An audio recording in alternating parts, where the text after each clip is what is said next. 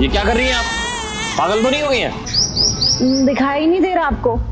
इस बच्ची को तालाब में फेंक रही हूँ। अरे आपका दिमाग तो नहीं खराब हो गया है? आप इस बच्ची को तालाब में क्यों फेंक रही हैं?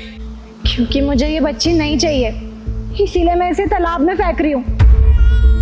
और आप मुझे अपना काम करने दीजिए, आप जाइए अपना काम करिए। अरे आपका दिमाग खराब हो गया है क्या? कोई तो वजह होगी ना जिसकी वजह से आप इसको तालाब में फेंक रही हैं। वजह तो बहुत बड़ी है, लेकिन मुझे किसी से कुछ नहीं कहना।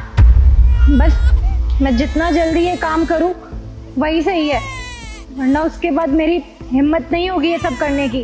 अरे ऐसा भी क्या हो गया बहन जो आप इसको तालाब में फेंक रही हैं? जरा सोचिए तो, इस छोटी सी बच्ची का कसूर क्या है? अगर कोई बात है तो आप मुझे बता सकती हैं, क्या पता मैं आपकी मदद कर दूं। अरे आप रोइए मत, देखिए अब आप मुझे बता सकती हैं कि बात क्या है। दरअसल बात ऐसी है कि मैंने भाग के शादी करी थी, वो भी अपनी पसंद से। उसके बाद मैं अपने घर भी नहीं गई कभी, और ना ही मेरे घर वालों ने मुझे एक्सेप्ट किया। सब कुछ सही चल रहा था हमारी जिंदगी में। फिर हमारी छोटी सी बच्ची हुई, उसके बाद से उस आदमी का बर्ताव चेंज हो गया। उस टाइम मुझे असलियत पता चली उसके परिवार की और उसकी, जब उन्होंने मेरी बच्ची को अपनाया नहीं। उन्हें लड़की नहीं, उन्हें लड़का चाहिए था। मैंने उन्हें बहुत समझाने की कोशिश करी कि ये तो भगवान की देन होती है, हमारे हाथ में थोड़ी है कुछ भी।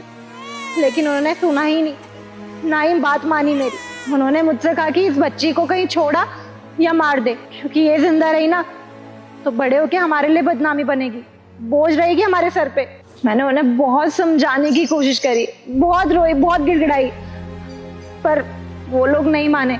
हम मेरे पति ने तो हद तब कर दी जब वो इस बच्ची को जिंदा जलाने की कोशिश कर रहे थे। मैंने उन्हें रोकने की बहुत कोशिश करी, और मैंने कहा भी कि इस बच्ची को लेके मैं बहुत दूर चली जाऊंगी, पर उन्हें यह भी मंजूर नहीं था। उन्होंने कहा कि तू बच्ची को छोड़कर आ जहाँ छोड़कर आना है, अगर तू मुझे छोड़ के गई तो मैं तुझे कभी जिंदा नहीं छोड़ूंगा। मुझे कुछ समझ नहीं आया, मैं इस बच्ची को लेके यहाँ आ गई। भला एक माँ अपनी आंखों के आगे अपनी बच्ची को मरते हुए कैसे देख सकती है? लोगों को अपने घर में दुर्गा तो चाहिए, लेकिन बेटी नहीं। कैसी सोच है हमारे समाज की। अगर मुझे पता होता ना अपने पति की असलियत, तो मैं उससे कभी शादी नहीं करती, अपनी जिंदगी कभी बर्बाद नहीं करती, और ना ही अपनी बच्ची की होने देती। अरे तो आपके साथ जब इतना सब कुछ हो रहा है तो आप इस बच्ची के साथ ऐसा क्यों कर रही है? इस बेचारी बच्ची का क्या कसूर है?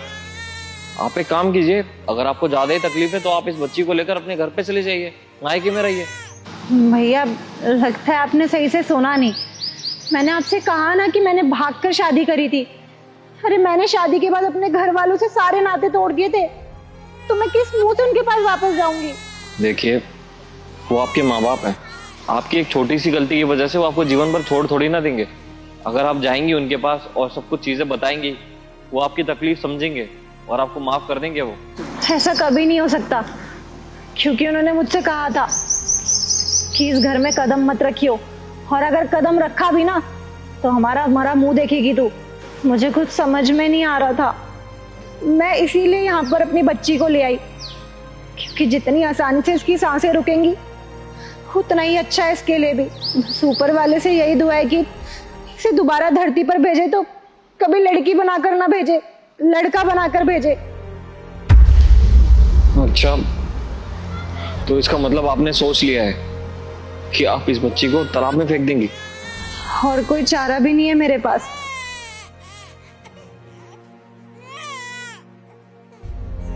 देखिए अगर आप ऐसा करने ही जा रही हैं तो उससे पहले मैं आपको कुछ कहना चाहता हूँ। देखिए ये बच्ची आप मुझे दे दीजिए, इसकी जान की बहुत कीमत है। अरे बच्चे तो भगवान का रूप होते हैं, मेरे सामने इनके साथ ऐसा होगा तो मैं कभी नहीं देख पाऊंगा।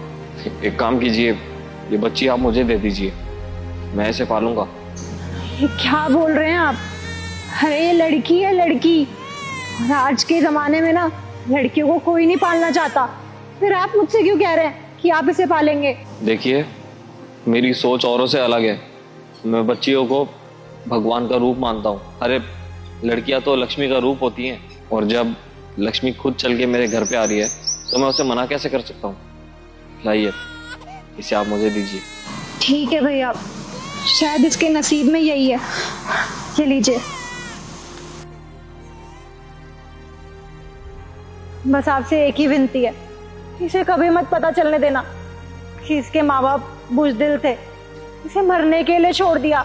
इसका बहुत अच्छे से ख्याल रखना, खूब पढ़ाना, खूब लिखाना इसे। बस कभी पता मत चलने देना कि इसके असली माँ बाप कौन थे।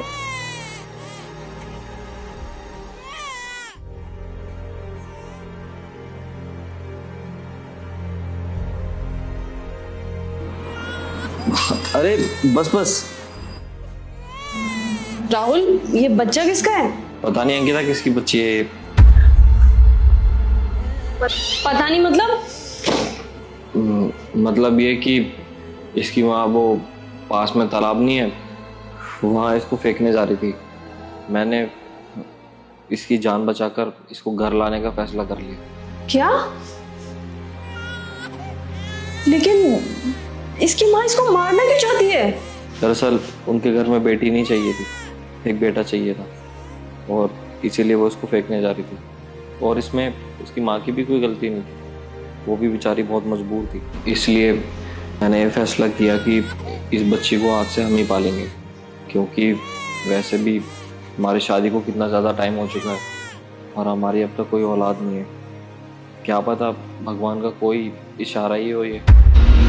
हाँ राहुल, आप सही कह रहे हो, पर ये भी तो देखो, आपके पास नौकरी भी नहीं है, मेरे पास भी नौकरी नहीं है।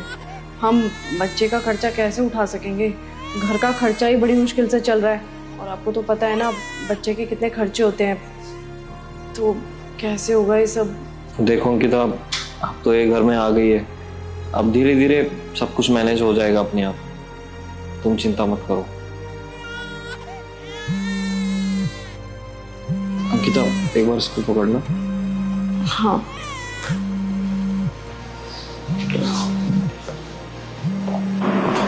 हेलो। अरे शर्मा जी, मुबारकबाद मुबारकबाद जी। जो पिछले 4-5 सालों से केस लटका हुआ था ना हाईवे वाली जमीन का, वो क्लियर हो गई है। पूरे 3500 एकड़ आपका हुआ जी, मुबारकबाद। और ऑफिस आइएगा तो मिठाई लेकर आइएगा। अरे क्या बात कर रहे हैं, हम लोग केस जीत गए, अब वो सारी की सारी जमीन हमारे नाम होने वाली है। बिल्कुल जी बिल्कुल, और शाम को आ जाइएगा, कागजात पूरे करवाने हैं आपके। हाँ हाँ क्यों नहीं, जरूर जरूर आऊंगा मैं। क्या हो गया राहुल, अचानक से इतना खुश क्यों हो गए? क्या हो गया? अंकिता, इतने समय से जो केस फंसा हुआ था ना जमीन का, अरे वो सारी की सारी जमीन मेरे नाम हो चुकी है। क्या राहुल, सही कह रहे हो? वो हाईवे वाली जमीन का केस हम जीत गए? हाँ अंकिता, चमत्कार हो गया आज तो, सच में। सच कहते हैं लोग, बेटियां तो लक्ष्मी का रूप होती है। अरे देखो ना, अभी तो उसके कदम हमारे घर में सही से पड़े भी नहीं है, और देखो इतने सालों से चलता हुआ केस आज हम लोग जीत गए। हाँ राहुल, आप बिल्कुल सही कह रहे हो, मुझे भी अब यही लगता है। अब देखो ना, इसके कदम पड़ते ही सब कुछ सही होने लग गया।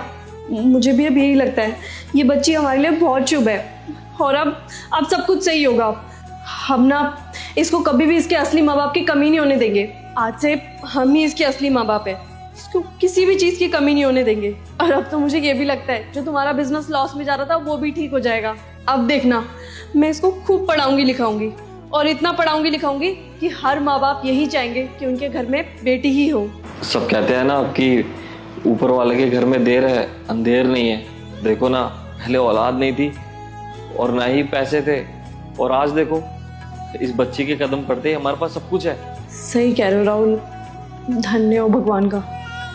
अरे राहुल, मुझे लगता है ना इसको भूख लग रही है, मैं इसको दूध दे के आती हूँ, ठीक है? हाँ हाँ जल्दी जाओ। और चुप हो जाओ, चुप हो जाओ।